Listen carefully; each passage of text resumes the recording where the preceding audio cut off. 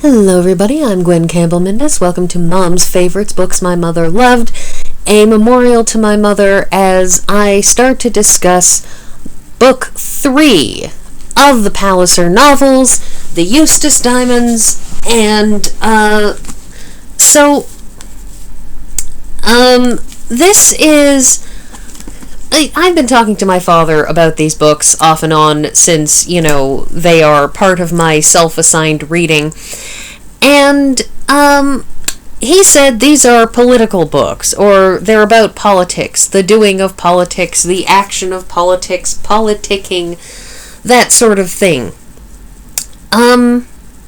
I'm not sure there's all that much politics in this book. There are politics happening in the book, in the background. There's international politics with the Sawab of my gob, or whatever. That's probably some sort of wordplay buried in there that I don't know. The idea being that there's some sort of issue with trying to get some Indian prince's stuff. And by Indian, I do mean, South Asian Indian, like proper Indians, not calling the natives of North America Indians. But the thing is that, there's that happening, and Plantagenet Palliser is trying to get a change in the subdivisions of the British pound such that it will be divisible by, fives instead of whatever it was divisible by, because if you know anything about English money, you will know that up until sometime in, I think it was like the 1950s or something, the English pound was like 240 pennies or something like that. British pounds for a very long time had a lot of really weird subdivisions, because how miles and yards and feet are all, kinds of weird numbers, and you go into Fahrenheit, and, freezing is 32 degrees, and boiling is 212, and those of us who exist in the centigrade system look at that and say, why? I mean, the answer, of course, is that when Fahrenheit was inventing his particular system, he had chosen other things for both his, freezing point and boiling point, that he had chosen not to use water for that. It's a choice. But the point is that the British pound at the time was, had some really weird subdivisions in terms of farthings and shillings and pennies and threepennies and halfpennies and everything else that fit into a pound and around a pound. So the idea of somebody at the time trying to punch through the government, the idea of making sure that the pound would actually be divisible by, something easy to divide by, isn't really remotely far-fetched. It is, in fact, exactly the kind of thing that people probably periodically had tried to do with the pound for years until something happened during the 20th century that backed them into a corner on it. Anyways, so, you have that going on in the background, but the Eustace Diamonds are pretty much about the widow Eustace, a young woman whose maiden name was Elizabeth Greystock, marries a Lord Eustace, thus becoming Lady Eustace, and she's a bad person. This book we follow her throughout the whole book, and throughout the whole book it is repeatedly dinned into our heads that she is a bad person. She is also definably one of those bad people who don't really think that they're that bad. They understand in an objective sense, if you ask them, is lying wrong, then they will say yes, but it's not because they fundamentally feel that lying is wrong, it's that they understand that we have a social framework and a social contract that says lying to people is usually wrong. So basically, Lizzie Eustace née Greystock, marries a wealthy man who is dying, and she marries him by, pretending to be deeply in love with him, and then once he's married her and, signed over rights and all of this other stuff, she, of course, turns on him and turns into the bad person that she is, and he dies, realizing that he has been trapped into a marriage with a horrible, horrible person, but it's too late. Anyways, so the Eustace Diamonds, which are the bone of contention throughout this whole book, are basically some diamonds that are family property. Now, the thing about the period that this takes place in is that one must never forget that a woman was the property of her father until she became the property of her husband. A woman is not an independent person. It's one of the reasons why you want to be a widow if you're a woman, because being a widow means that you actually have some control over your life while remaining respectable.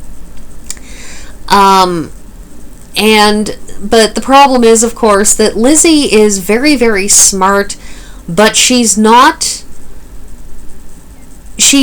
somebody who has investigated very deeply into real world things. And so while another woman in her shoes might have been able to make a go of it and just live independently and luxuriate in the fact that she can live independently, Lizzie Eustace kind of really needs a man to take care of her, because she has chosen to fling herself into the wild blue yonder. She is, she's the kind of person who she has spent more of her time practicing her acting skills. It is indeed discussed in one chapter that she would have made a great actress.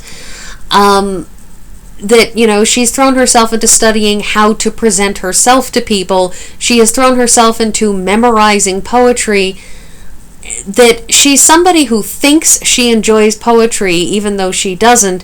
She likes poetic words, but she doesn't really like poetry. She'll read a book and enjoy some poetical stuff in it, and then she won't read the rest of the book because she's gotten everything that she wants out of it, some pretty words that she likes to hear rolling off the tongue. So she's devoted so much of her time to learning to manipulate, to learning to appear intelligent, to a whole bunch of other things of that ilk, that she doesn't understand business or law or anything else that would have allowed her to, get by on her own with her £4,000 a year income, which, keeping in mind the year this takes place in, is a really, really hefty and significant amount of money. It is. Don't forget that there are those with incomes of 1,000 a year, and indeed my own grandparents in the 1960s were able to make do on $8,000 a year, and this is a couple hundred. This is the 1800s, so it's very much possible to make do very, very well with $4,000 a year if you know what you're doing, and so on and so forth, which Lizzie does not. Anyhow, so the difficulty is that Lizzie is very beautiful, and she's very good at appearing, clever and accomplished and hard done by. And the Eustace Diamonds in question are basically family heirlooms. Now, there's a whole side discussion in the course of this book about whether or not diamonds can be heirlooms and the legal questions involved. I wouldn't know how accurate that is or how much Trollope actually knows about it, because I have not, in fact, investigated the laws as they stood at that time, or the case law as it stood at that time.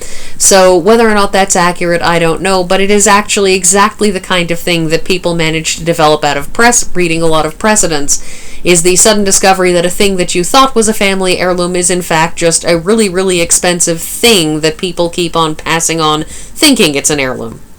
Anyways, this is a thing that is worth £10,000, which even to this day is a lot of money, but back then was a ridiculous sum of money.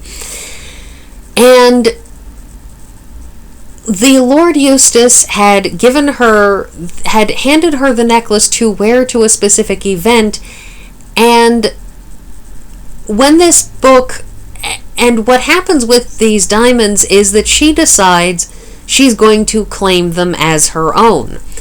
And it's a little bit iffy, but one gets the feeling that at the start of the book she is aware that they are family diamonds belonging to the Eustace family, and thus something that her son would inherit to pass on to his wife if, such were a thing that happened. But that as she is not a member of the Eustace family, but is merely somebody who married in, she can't have ownership of them. But she tells everybody that Florian gave these diamonds to me to be my own, and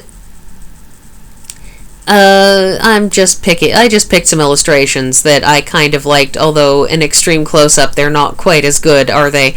The thing is that she keeps on telling people that he handed them to her for them to be her own, and one gets the feeling that by the end of the book she has convinced herself that they are.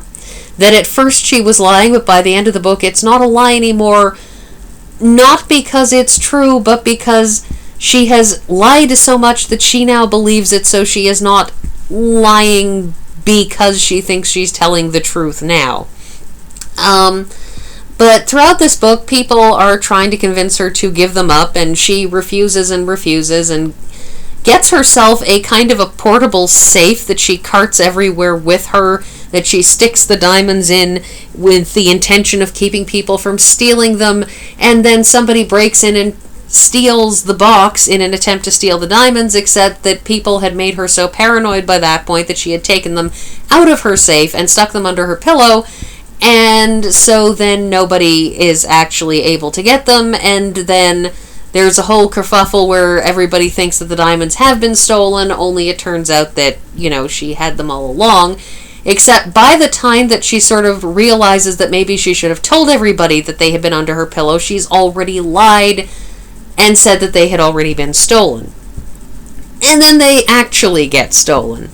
And throughout this whole book, she abuses various people's trust very mightily, and lies and connives and constantly believes she is hard done by, which in a lot of ways is the thing that makes her the worst sort of person, is that she's not honest enough with herself to admit that if she has done all of these bad things, then she's kind of earned people's poor regard, and that she spends the whole book feeling hard done by for things that she has done to other people. And that's just it. That's sort of the bulk of this book. And it's really, really weird because the Pallisers come into it as they came into the course of the last book, Phineas Finn, but it's really odd. We're calling these books the Palliser Novels, and yet the Pallisers are barely even tertiary characters in these past two books. They have... Glencora Palliser actually has a role in this one, which is more than can really be said for Phineas Finn. But they haven't been central characters since the first book, and even in that book, the book wasn't about the Pallisers. So this is really... It's a weird series because they're called something that's really been picked more as an organizing principle than, meaningful title or something. It's a really, really weird series when you look at it.